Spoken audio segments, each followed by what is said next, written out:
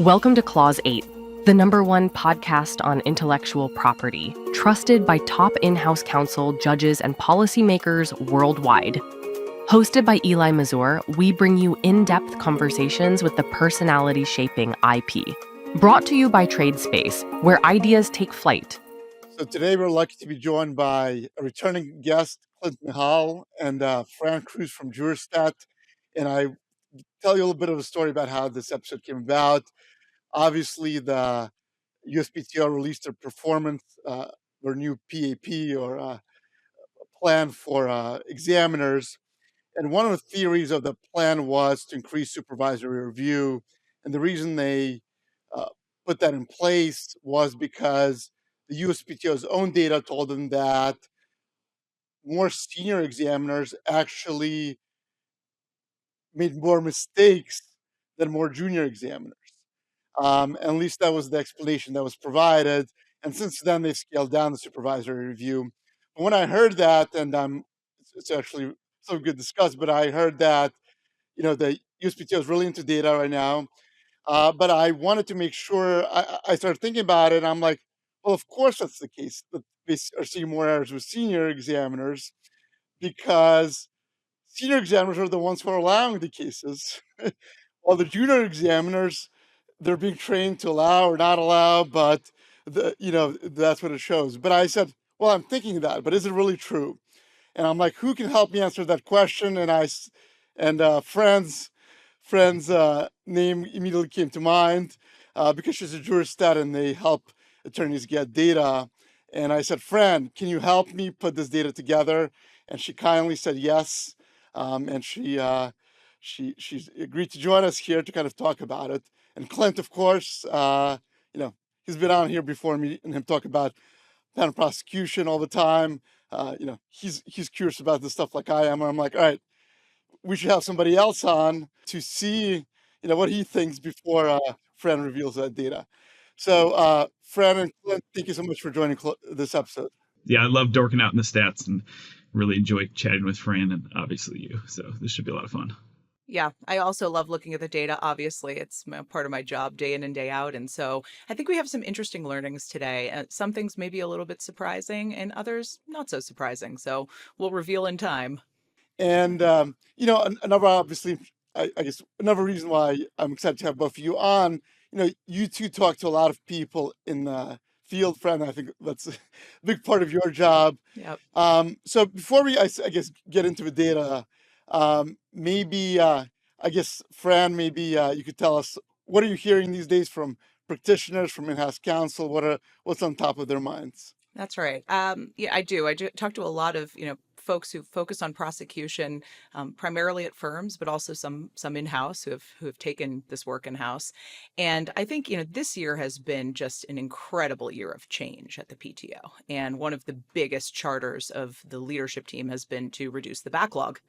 And as a result, there have been a number of sweeping changes to the examiner's sort of incentives program and changes to memos issued, et cetera, et cetera. And I think all of those, have purpose. The practitioners, however, have had to navigate this change also with grace. And sometimes those changes have been difficult for them.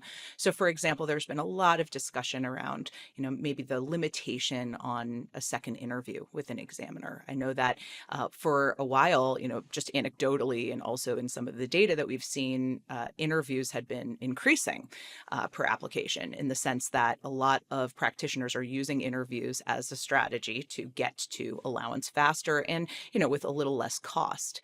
And now that there are some limitations there, practitioners are somewhat frustrated. They feel like maybe they can't get that second interview that's really critical, or third, what have you. So that's an example of a change that has been made with a purpose to make prosecution more compact, but also it's had its challenges as well for folks. So, those are some of the things that I'm seeing and hearing in the space. Clint, what about you? Yeah, so I would say that the most valuable information I get is from talking to examiners. Like, I do interviews quite a bit on cases with examiners, and I usually add a few minute discussion in, like, how's everything going at the office? Do you feel like this changes in the performance plan are going to affect your job on a daily basis? And like anything, it varies quite a bit.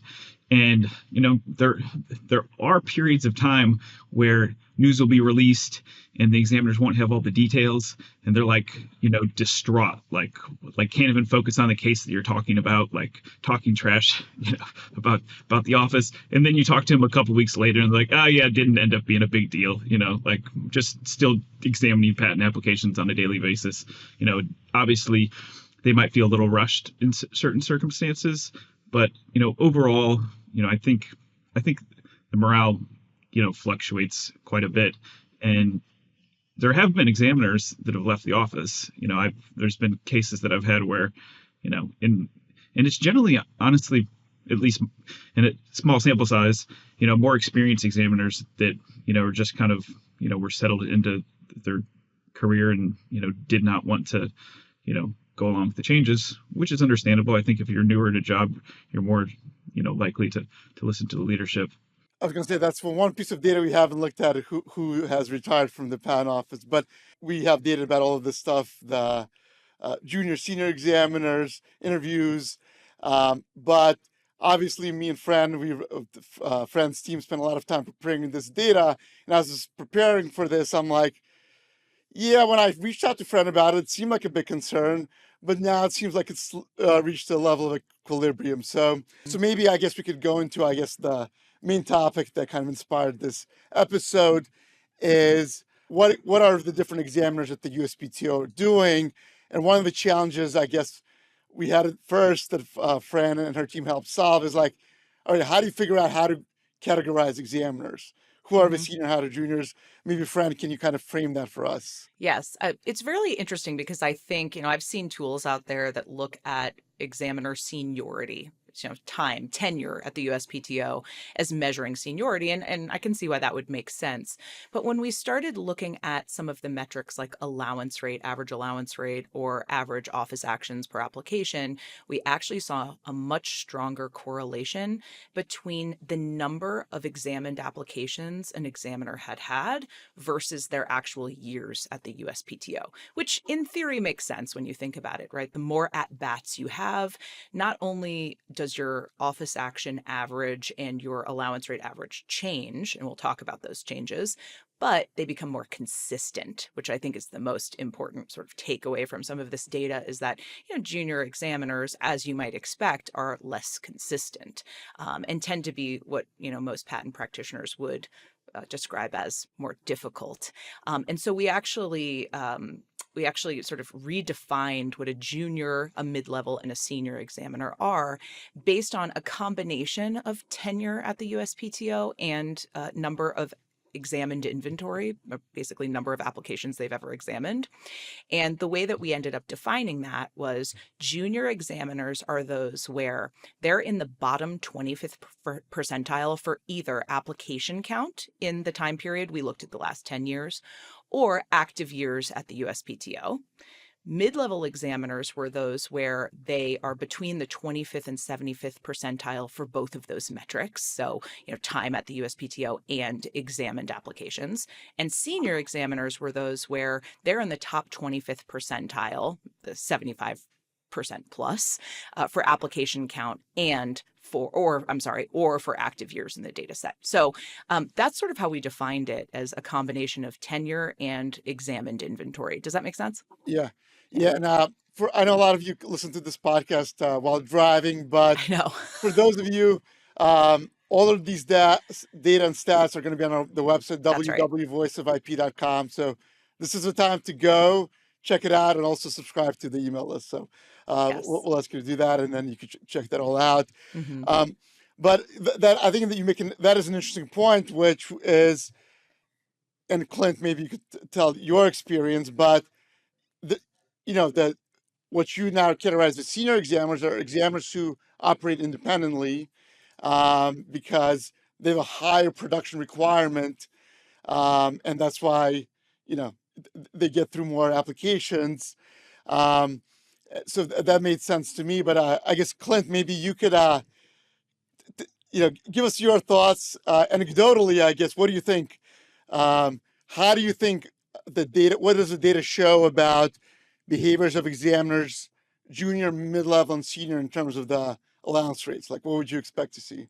So one question that I have about that is, for example, everybody loves to talk about difficult examiners. Like if you're an examiner that allows, only 10% of applications and you have like 5.5 office actions per allowance, you're not going to have as many, you're making your counts production requirements as an examiner because you're getting applicants to file RCEs, but you're not examining that many different applications. So you would have, your number of applications be lower. And I'm curious if that, I would imagine they would skew it some.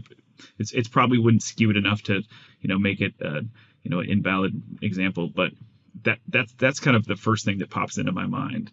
I guess, Clint, just maybe putting this data aside, I guess, anecdotally, what do you think about what's the behavior of, from your experience, of junior examiners versus senior examiners, putting the definitions aside, I guess, in terms of allowance or not? Oh, yeah. I mean, senior examiners generally know the art better. And if you get them on the phone for an interview, they're confident about what they can allow, and they're more likely to allow dependent claims in an office action. If you're a junior examiner, you're very uncertain, about what you want to allow. And then a lot of times you spend so much time searching on the independent claim that you're kind of just throwing away rejections on the dependent claims, as opposed to a more senior examiner. It's like, oh, this is a feature I haven't seen before, and I've searched it and I can't find the art.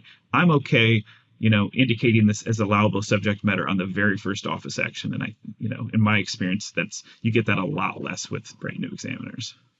All right, Fran, what did the data show? Yeah, I'll tell you a little bit about what we found. So we looked, using this definition of junior, mid, and senior level examiners, we looked at both average office actions and average allowance rates. And, anecdotally also, when I talk to practitioners on a day-to-day basis, a lot of them mention, I've gotten a junior examiner, it's going to be harder. And I usually interpret that as more office actions and higher allowance rate. So or lower allowance rate. Is that really, what actually plays out? And when we look at the data, what we ended up finding was there's actually an interesting trend in average office actions where junior examiners tend to cluster between around 1.5 to 2.5 office actions on average, which is pretty standard. And I wouldn't say difficult, quote unquote, in the big scheme of things. While mid-level examiners actually hover closer to 2.5 to 3 office actions per application. And then more senior examiners come back down to 1.5 to 2.5. They kind of cluster in that average office action area. But when they exceed 750 applications, they become really senior, then they're in the 1 to 2 office action category. And so they are actually the shortest or smallest number of office actions of the entire data set. So it has this sort of parabolic look in the data that you'll see when you look at some of the takeaways from this podcast. But I was actually surprised to see that the more junior examiners actually tend toward 1.5 to 2.5 office actions, which I wouldn't say is out of the ordinary. That is interesting. I guess, this, what you said about the very senior examiners is kind of in line with Clint said a typical examiner is, but the junior examiner data actually was very surprising to me as well. Yeah. Because, to me, it's like, all right, you get a brand new examiner, it's going to take forever to get this case allowed before, they get it through all the hoops. But that actually goes to another theory that I had on what we'll discuss is the supervisors are the one who have a big impact on whether junior examiners allow or not, because they're the ones that are supervising. Huh. And the theory that I had was, there's probably going to be huge variation between different art units in terms of how different junior examiners are doing based on who the supervisor is. That data is hard to come by because supervisors are constantly shifting between art units. Right. Another piece of that was, anecdotally, I had experience of, when one examiner is assigned to a different supervisor, their behavior on an individual level changes. The stats kind of go crazy. Mm-hmm. Huge changes. It's hard to kind of analyze it on that level. But I guess, Clint, maybe before Fran reveals, what she found for this second category, which is the distribution of allowances within different art units. What would you expect? Do you think it's tight? A lot? Like, what would you expect within individual art units? Individual art units? Oh, all over the place. Yeah. We shall see. Well, and before we even get to the art units, the other thing we looked at with the junior, mid-level, and senior examiners was allowance rate at sort of averages. And the thing that we found there, I think, is actually pretty representative of what most people have told me their experience has been, which is the allowance rates for junior examiners cluster much lower than the allowance rates for the other groups. So, for example, the more junior examiners tend to cluster in the 30 to 60% range for allowance rate, while mid are more like 50 to 75%, and senior are more 70 to 90%. So the more experience that you have, and we're defining that by years at the USPTO and number of applications that you've examined, the higher your allowance rate becomes. And so you get quote unquote easier, I use that word with a grain of salt.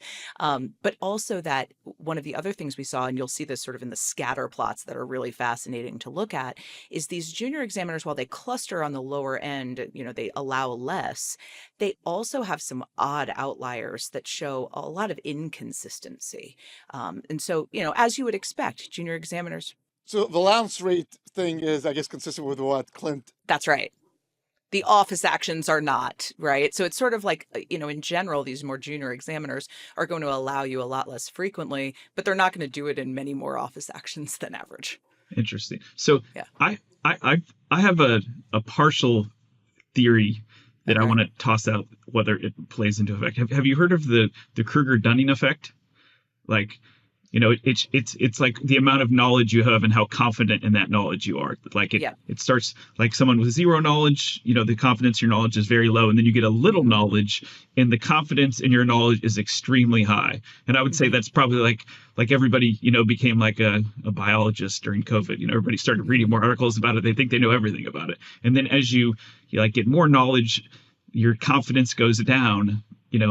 So I wonder if there's a correlation, because it usually comes down to obvious. So if you're a brand new examiner, like you're like, oh, this seems inventive, and then your supervisor's like, no, that's not. And then you get a little experience, and you're like, oh, this is obvious. All of this is obvious, and then you understand the art a little better. And as your career goes on, you're like, no, this is not obvious. This is it's completely different. Nobody's thought of like this. And then by the end, you have so much knowledge that you're. No, I think that's a great theory. I guess part of it is obviously that, when an examiner gets an error or gets some pushback from a supervisor, they're going to be less willing to allow. So Totally. based on your description, but then they realize, well, it's okay, it's happened, but I'll live and actually lead the way to be productive and examine applications properly is to do it. Yeah. So I think that's a good theory there. I'm sure there's a lot of factors that, it's just something that popped into my mind. Like, I wonder if that does play a part in it. And it probably does a little bit. All right. So Fran, maybe I guess we could do the distribution. I know we got what did you find there within our units? What did the average office distribution? I wish I could show the visual here. Again, we'll publish them. They're really interesting to look at. But what we found, and I hear this sort of anecdotally on a regular basis, is that there is a ton of volatility in both average office actions and average allowance rates, even within very closely related groups. So, we looked, for example, and I have a number of examples. I looked at Tech Center 3600 because that's a traditionally difficult, quote unquote, tech center. And I looked at 3690, which is business methods. And then I looked at 3691 to 3696, which is the finance work group. So looking basically at fintech and trying to really compare apples to apples. And we still saw, very large discrepancies in allowance rates across examiners and average office actions, particularly in tech centers, art units 3691 and 3692.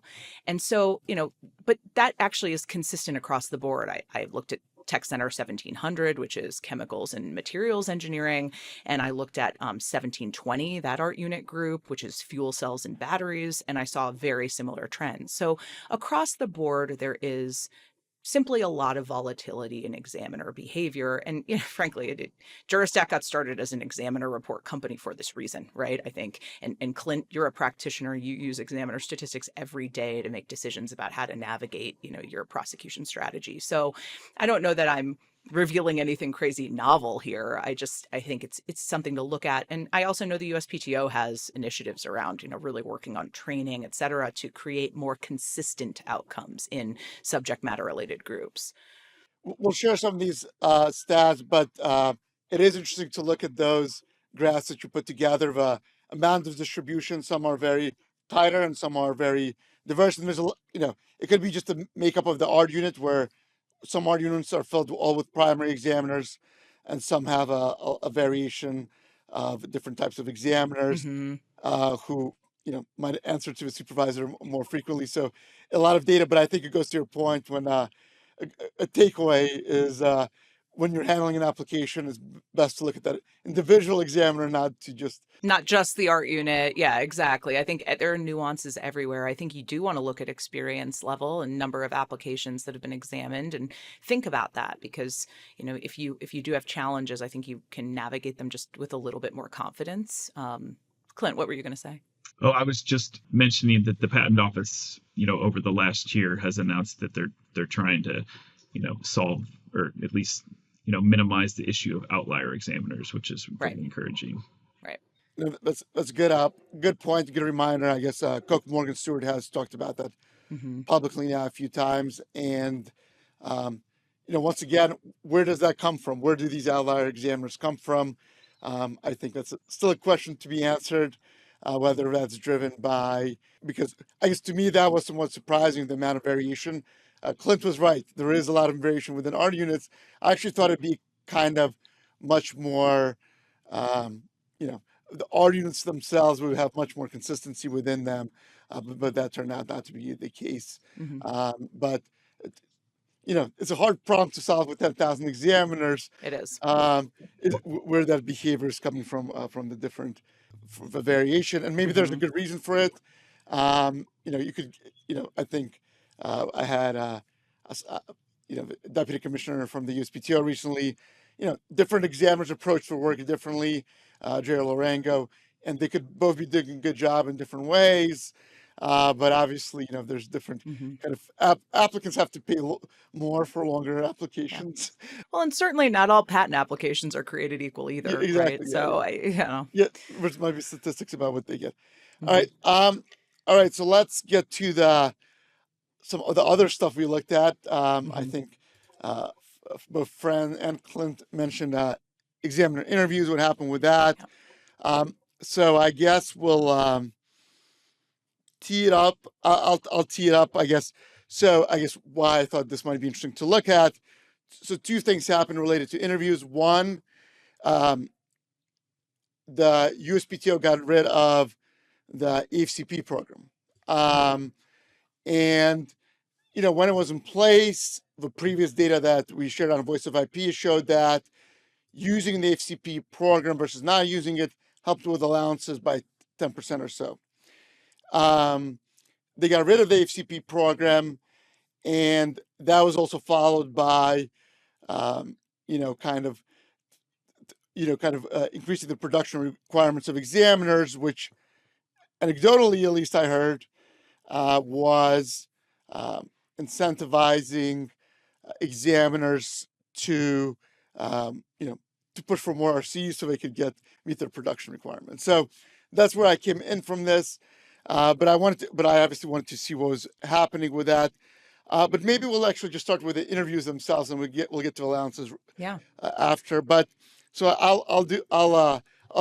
So it's hard to compare. There's not a lot of data. It's almost it's imperfect. But you looked at the last quarter of 2024, which was before they got rid of the AFCP program in the last administration, and we compared it to the last quarter of 2025. So first we'll do the stat of, so I'll share that, the stat for, I guess, and Fran, you correct me if I'm wrong, I'm reading it wrong, but you found that in 2024, last quarter, that for the applications that were allowed, 70% of them had an interview. Yep. Now the question is, how is that different in the last quarter of 2025? Clint, if you want to wager a guess. Clint, do you have a guess what it is in Q4 of 2025 I don't know.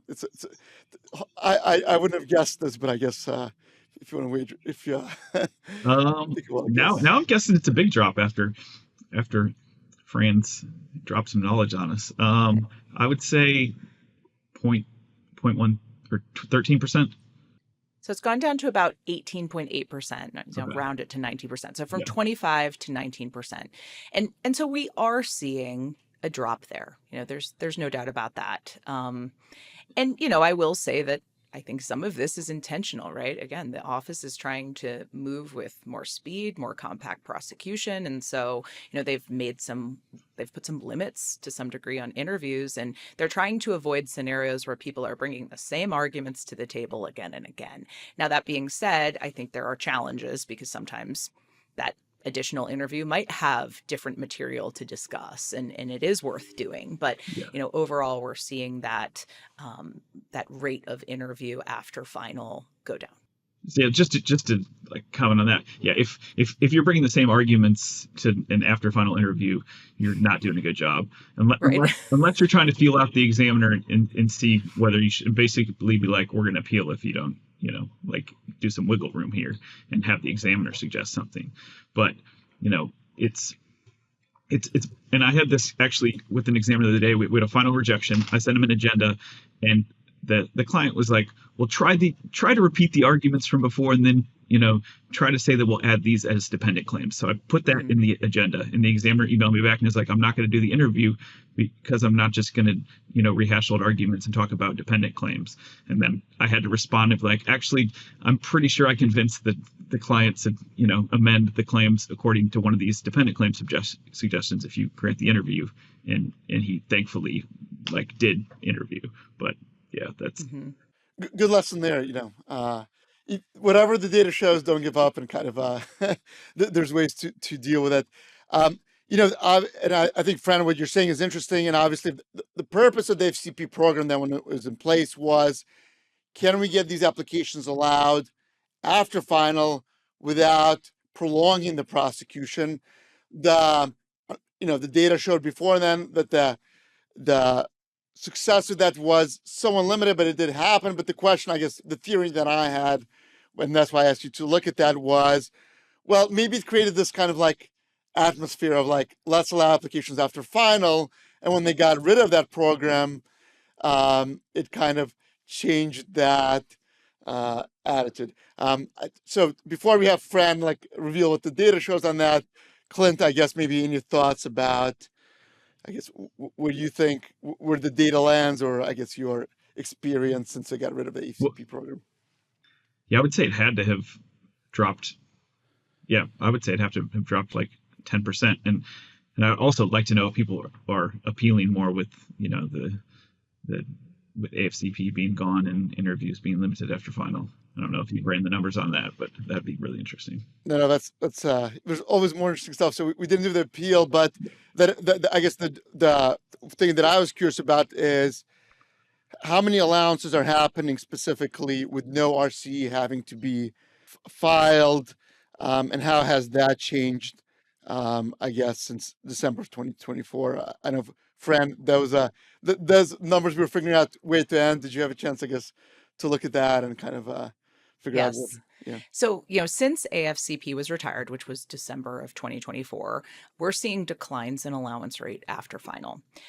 We actually see allowance rates with no RCE after final dropping by 14%. Now, that's a change, a delta of 14%. They're going from 21% allowance rates to 18% allowance rates, an actual allowance rate metric. So that might not seem like a lot, but it's about a 14% drop from 2024 versus 2025.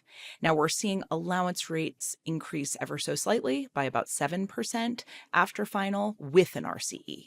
So you're seeing that when the RCE is there, the allowance rate has ticked up a little bit year over year. When the RCE is not there, you're seeing allowance rates have ticked down year over year. Does that make sense? Yeah, and I guess and I think to me, I guess it's not that surprising. And before, Clint, I'm interested in what you have to say, but I guess another thought that I had, and I guess why I asked Fran and her team to look at this is, I think now a lot of times it makes sense to just file an RC with your response because if the examiner says, I guarantee you I'm going to issue an advisory action, why, create that friction where they have to issue an advisory action, and it makes sense. And then they would allow then more. But I guess Clint, what do you think? I guess hearing all that the data. Yeah, I mean that's pretty consistent with what I expect. Although the increase with the RCE is a little interesting because I guess those are cases where minor amendments could result in allowance and are now filing with the RCE instead of no RCE. So I guess that does make sense. I had a client that would ask us to file every single response after final with an AFCP, and I'd be like, all right, well, we can try this, but the examiner's not going to allow these substantial amendments that were not independent claims, so that I imagine a lot of people were just bulk filing AFCPs, and we're getting a decent percentage of allowances and are now filing RCEs with those. So, I could see the increase. And it's an interesting rhythm, obviously, with a USPTO, because at least to me, and Clint, tell me what you think, but to me, when I think I have two office actions, I should have two opportunities to kind of reach an agreement with the examiner about allowance, because he puts forth his case. Why should the client have to pay an RC? But maybe that's just my perspective. But I think the USPTO's perspective, which kind of the PP supports, is more prosecution is quote unquote closed after final, and the examiner has limited time to do that, and the incentives that they get are misaligned. Clint, I think something I guess we've discussed before about putting the I think you've written about it before as well, putting the right incentives in place for examiners. Any thoughts come to mind with that? How do you, we don't want bad applications to get allowed, but in your example where the client just wanted to file an AFCP, which required narrowing amendments in some way, how do you? Any thoughts about what can the patent office do? Allow applicants and examiners to reach agreement during, the round of prosecution instead of having RCEs being filed and that being, prolonging the backlog, I guess. Yeah. I would say just encouraging examiners to call applicants if there's if you're just we're arguing over language a lot of times, and sometimes a very slight changes to the language, will change an examiner's position, and the examiner might even have those in mind, but they don't communicate to the applicant. So, for example, there's the examiner that I've worked with quite a bit over the years. He was an examiner, and then he went into private practice and became a patent agent, and is now an examiner again. And he calls all the time, with helpful minor changes to the claims. And he said that he was speaking with the junior examiner one time. The junior examiner was saying, well, I don't know why they always argue about the terminology in this way, because if they just changed it a little bit to say this, then I would allow the case. And the senior examiner said to the junior examiner, well, have you told them that? And that, the junior examiner said, well, no. So I think that is that example is the clearest indication of what the patent office could do, just encouraging examiners to call applicants to resolve cases when it's really close. Because a lot of times it's closer than on the applicant side, you don't know. I've conducted interviews where I'm there's no way the examiner's, going to buy this. I feel like we're going to appeal. And then you Eli has imparted wisdom on me in the past. Sometimes if you just ask the examiner, well, what would you do here? It can be extremely helpful. No, that's a good point. And that situation should be a win-win for the patent office, where if an examiner gets the right, the claims allowed the way they should be, they save the time of having to write up an office action, going back and forth. It's a win-win. The applicant saves time, saves, they don't have to pay a patent attorney to deal with another office action. It's a much more compact process. So I think that's a great story and a great anecdote. So we'll get to now Section 101. Obviously, on Voice of IP, we covered about, kind of the shifts between the different administrations under Andrei Iancu.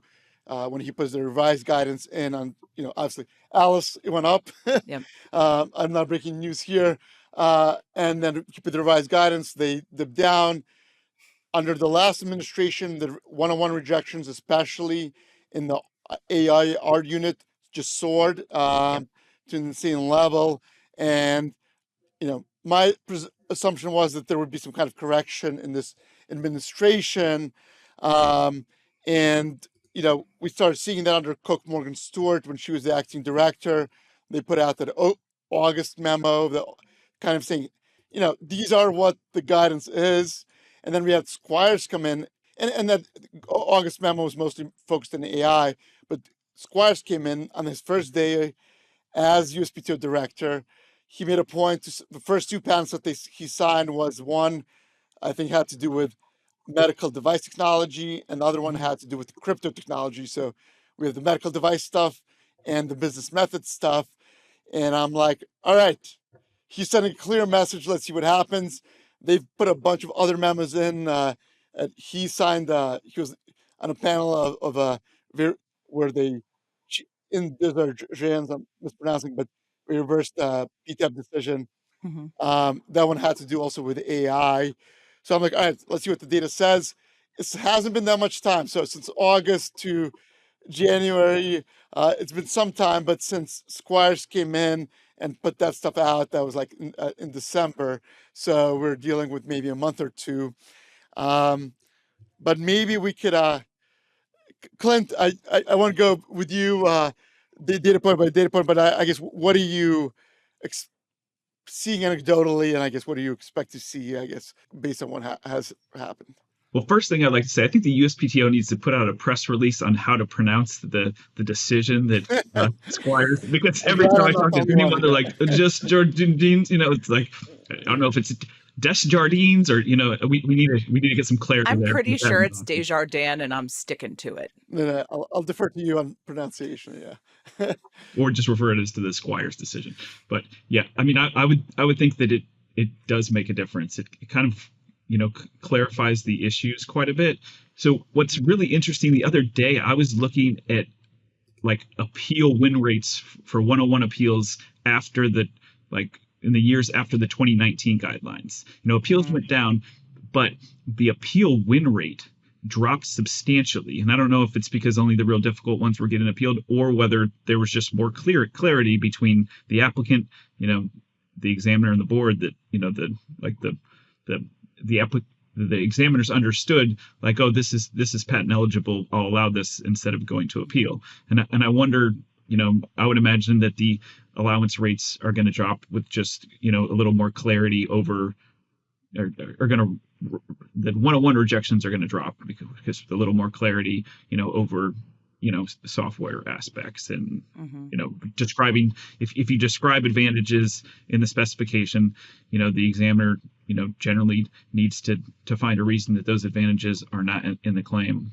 Yeah. So it's interesting just about the 2019 guidance. Obviously, I think that was targeted to one of the rationales for that guidance was, examiners can go argue court decision by court decision. It's just, impractical to work, but PTAB judges could. And I wonder if that played a role in it, that, the PTAB judges didn't feel bound by the guidance in the same way. But I guess, Fran, can you tell us what you've seen maybe since August overall for 101? Yeah. And I mean, I think we had a couple of things that are probably important to note, right? We had the reminder memo issued in August to examiners, Desjardins in September, becoming precedential and being added to the examiner MPEP. So, you might expect to see the 101 rejection rate decline as of Q4. I mean, we're not looking at a big time horizon. And overall, we really haven't seen much change. And it might simply be too soon. That being said, there were a couple of, maybe if you're looking art unit by art unit, some slight changes.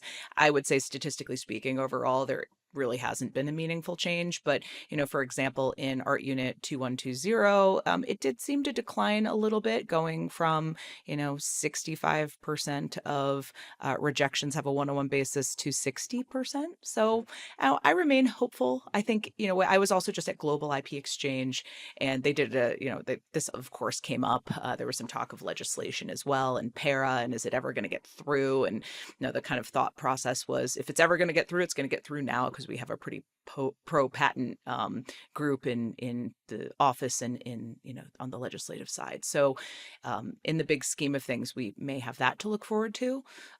But in the big scheme of things, no, we haven't seen a massive change. The reason I asked you to take a look at it, Art Unit 2120, that's the one that deals with artificial intelligence. That's right. And over the last month, it hasn't been that much. But if you look over the last year, and specifically, I guess maybe it's interesting that if at the end of in the beginning of the year, it was at 60, let's say 68%. Yeah. It actually increased in July to 73%. And when they put out the memo, it went down from 73% to 60, but it's actually slightly below 60. So, and then after September, we saw another dip, right? So maybe, but then in October, a little spike. So it is hard to say. No, actually, that's a good point. So so it hasn't been a consistent thing. And so it's maybe not enough data to see there. The one thing I guess I thought about, and the other two art units that I asked you to look at was 3690, which is like the heavy business methods, and the medical device one, 3790, which has a lot of one-on-one rejections. We'll get into that a bit. Those other ones, at least when my look at it, is the medical device one actually increased. I know, yeah. It actually increased over the last year. It was at, and not perfectly, but it went from 16.6 to 18.6 over the last year. The business method one, which shouldn't shock anybody, it was at, I guess, 82.5 to now 87.3. And That's it's right. all over the place. You look at the data, so it's not perfectly, but no changes in those. In the AI one that you identified, there's at least some hope. Right. I guess, Clint, any thoughts about that? Like, what's the... Most of the guidance, given by the office has been kind of limited to AI inventions, or at least, trying to move the needle, like just Jardines. So I think, I think you'll see the needle move in that area, but like business methods, nothing that's, happening other than legislation is going to impact business methods. There's plenty of, pretty strong case law for examiners to use to reject business method applications. Yeah, and I think that's a good point. And I guess, you say, speaking of talking to examiners and supervisor directors, one thing I'm hearing is, and when you don't get a one-on-one rejection, it's probably hard to appreciate, right? Yeah. Mm-hmm. So if you're dealing with a lot of AI stuff, you're like, well, I shouldn't have been there in the first place. But at least from my conversations, what I'm hearing is a lot of what you're saying, Clint is saying is, well, that guidance is all about AI. And more of those symbolic things that the USPTO is doing and Director Squires is doing haven't been impactful in the same way. And I think that the attitudes of those technology centers is, well, until we're told differently, specifically to not do something differently, we'll continue doing what we're doing. And, if you look at the John Squire's statements, he thinks, our one-on-one rejections are very harmful for innovation, for the USPTO, for America's economy. I think the examiners are saying, well, that's not what that's not what we're not going to take into that account until they tell us, that the case law says something different. Well, so a really important point on this. So Charles Kim, who's the deputy commissioner at the USPTO, joined my NY-IPLA committee meeting last Friday, and he said that the training has not actually been rolled out yet. So they actually have not, they've they've put together the materials, but they have not done the examiner training. I think maybe they've done a little bit of it, but like most examiners have not been, like trained on new guidance. So that would likely be a factor. And I would imagine that would happen, sometime over the next month. So maybe the next year would be more indicative of change than the past year. I guess any other, maybe final thoughts, as we kind of wrap this up? I think that we're in this time of change where overwhelmingly we've got, pro-patent leadership, which is good. And we have a lot of changes that I think are intended to handle what is likely the biggest problem at the office, which is the backlog. I think there's going to be some pain of change, that hits examiners culturally, that hits practitioners who have maybe had tried and true ways of prosecuting and have to really pivot and be flexible. But I also think that there's a lot of positive movement, and we'll continue to watch the data. Clint, any kind of final thoughts? Well, I mean, I love all the constant changes because it makes it less likely that I'm going to get replaced by AI. AI can't keep up with this stuff. You got to retrain the algorithm every time, there's like AFCP program gets rid of, or, appeal backlog increases and decreases. No, I mean, that's, as we've seen throughout our careers, Eli, there's always going to be lots of changes at the patent office. And, it's usually a balance of, trying to, make things, make examiner morale increase, or, the public happier, whether it's, less patents getting invalidated, or, patents getting issued faster and the backlog being down, and I think the patent office and their employees have generally done a good job of trying to address problems over the years. But, you address one problem and circumstances change, like filings suddenly increase or decrease. And, I think generally the people that run the patent office, and even examiners, they care about their jobs. Everybody's trying to do a good job, and just, you got to, adjust to the changing circumstances. Yeah. And you mentioned this earlier, Eli. It's an organization of 10,000 examiners. It's like, turning a cruise ship. It takes a little time. And if you look at patent examination, usually it comes down to obviousness. And obviousness is always going to be subjective to a degree. I would imagine that if me and Eli examined 100 patent applications, we would agree and disagree on obviousness at certain times. That's always going to happen. So, sure. There's going to be some unpredictability, which is why you should always be using examiner analytics to prosecute your patent applications. Mm-hmm. Yeah, and Cook, I have heard Cook Morgan Stewart talk about this publicly a couple of times, but she thinks obviousness has gotten out of hand. So I wouldn't be surprised if that's an area that the USPTO focuses at a certain point. That's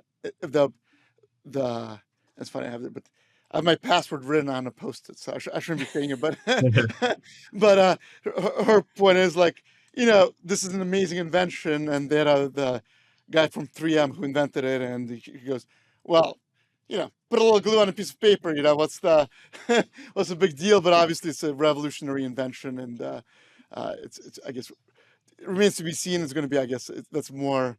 Yeah, yep. The range of what's obvious should be narrower. It's because everything's out there somewhere. You can combine references in a certain way to pretty much create anything, and there needs to be good reasoning, good articulated reasoning for obviousness. If you don't have that, then that's usually where the bad rejections start. Probably talk about this all day, but I think we gotta let people digest all this data we've kind of threw at them, get a chance to take it out, check it out themselves. It's kind of fascinating, what kind of you hear anecdotally and stick, you think, and then kind of what the data shows.